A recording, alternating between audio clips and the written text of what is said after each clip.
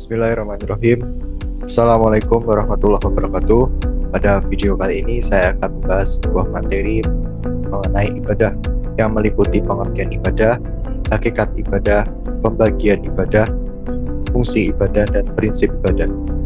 Tapi sebelum kita membahas materi tersebut lebih lanjut, alangkah lebih baiknya saya memperkenalkan diri saya. Perkenalkan, nama saya Doni Mahindra dengan NIM 211081062 dari program studi Psikologi kelas B Universitas Aisyah Jakarta. Yang pertama adalah pengertian ibadah. Dalam bahasa Arab, ibadah bisa dikatakan sebagai ibadatan yang artinya adalah taat, tunduk, patuh, hina, dan pengabdian. Sedangkan secara istilah, ibadah diartikan sebagai sebutan yang mencakup seluruh apa yang dicintai dan diridhoi Allah Subhanahu wa taala, baik berupa ucapan atau perbuatan yang zahir maupun yang batin. Lalu menurut Yusuf Qaradawi, ibadah itu adalah cinta dan ketundukan yang sempurna. Lalu menurut Ibnu Taimiyah, ibadah itu adalah sebagai puncak ketaatan dan ketundukan yang di dalamnya terdapat unsur cinta. Lalu menurut ulama fikih, ibadah dapat diartikan sebagai apa yang dikerjakan untuk mendapatkan keridhaan Allah Subhanahu wa taala dan mengharapkan pahalanya di akhirat. Jadi dari berbagai pengertian tersebut dapat disimpulkan bahwa ibadah adalah mendekatkan diri kepada Allah Subhanahu wa taala dengan melaksanakan segala perintahnya dan menjauhi segala larangannya serta mengamalkan apa yang diperkenankan olehnya. Lalu terdapat dua hakikat ibadah. Yang pertama adalah mengokohkan konsep penghambaan kepada Allah di dalam diri, yakni mengokohkan perasaan bahwa di sana ada hamba dan ada Rob, ada hamba yang beribadah dan ada Rob yang disembah. Maka di alam ini hanya ada penyembah dan yang disembah, hanya ada satu Rob dan semua makhluk merupakan hambanya. Lalu yang kedua adalah menghadapkan diri kepada Allah dengan seluruh gerak hati, gerak anggota badan, dan gerak kehidupan. Semua itu hanya dihadapkan kepada Allah semata, seraya melepaskan segala perasaan lain dan melepaskan segala konsep kecuali konsep penghambaan kepada Allah. Lalu pembagian ibadah itu dibagi menjadi dua, yaitu yang pertama adalah ibadah mahdhah.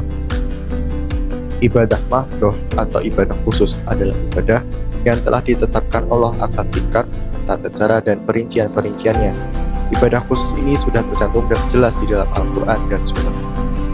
Lalu adapun jenis ibadah yang termasuk mahdhah adalah thaharah, meliputi wudu, tayamum, mandi besar. Lalu ada sholat, zakat, puasa, haji, dan umrah.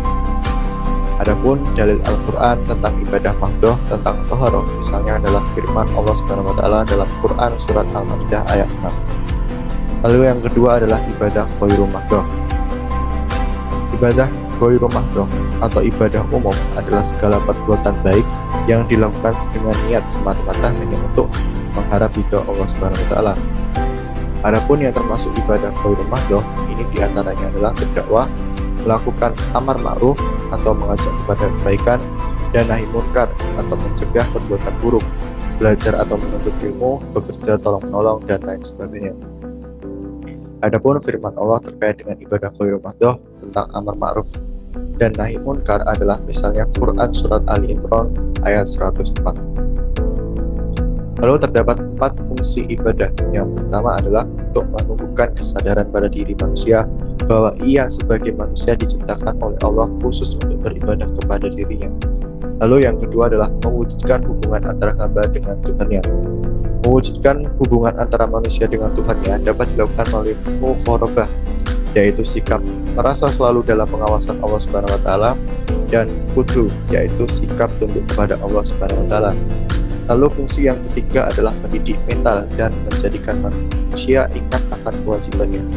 Dengan memiliki sikap ini, manusia akan memiliki kesadaran bahwa dia adalah anggota masyarakat yang mempunyai hak dan kewajiban untuk menerima dan memberi nasihat. Lalu yang keempat adalah melatih diri untuk disiplin. Misalnya, dalam pelaksanaan sholat, mulai dari tata cara wudu, rukun sholat, dan ketentuan waktu pelaksanaan sholatnya, mengajarkan untuk disiplin. Begitu pula dengan puasa. Puasa bukan hanya melatih kita untuk disiplin dalam mengatur pola makan, tetapi jauh daripada itu Puasa dapat memberikan kesadaran untuk bisa ikut merasakan beban dan penderitaan orang lain yang berat. Lalu untuk selanjutnya adalah mengenai prinsip ibadah. Yang pertama adalah hanya menyembah kepada Allah Subhanahu wa taala. Penyembahan ini semata-mata sebagai wujud untuk mengesahkan Allah Subhanahu wa taala. Prinsip hanya menyembah Allah ini menjadi prinsip yang paling utama. Lalu yang kedua adalah tanpa perantara. Seorang yang hendak beribadah kepada Allah harus meyakini bahwa Allah itu dekat, sehingga tidak perlu perantara siapa dan apapun. Lalu prinsip yang ketiga adalah harus ikhlas. Prinsip harus ikhlas ini maksudnya adalah dalam beribadah, motifnya itu murni hanya mengharapkan ridha Allah Subhanahu wa taala semata, bukan karena ingin dipuji orang lain. Keikhlasan harus ada dalam seluruh ibadah, karena keikhlasan inilah jiwa dari ibadah.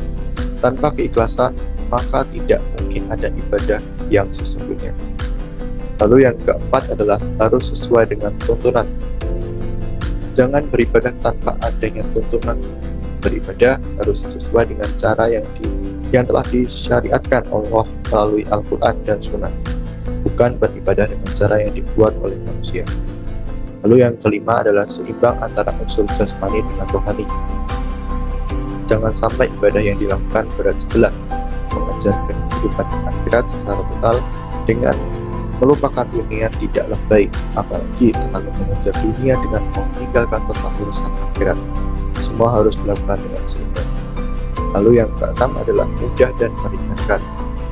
Setiap ibadah yang disyariatkan oleh Allah sudah pasti sesuai dengan kemampuan hambanya. Tidak mungkin ibadah yang disyariatkan Allah Subhanahu wa taala adalah sesuatu yang memberatkan, apalagi di luar kemampuan hambanya. Baik, mungkin itu saja yang dapat saya sampaikan. Apabila ada kesalahan kata, saya mohon maaf. Wassalamualaikum warahmatullahi wabarakatuh.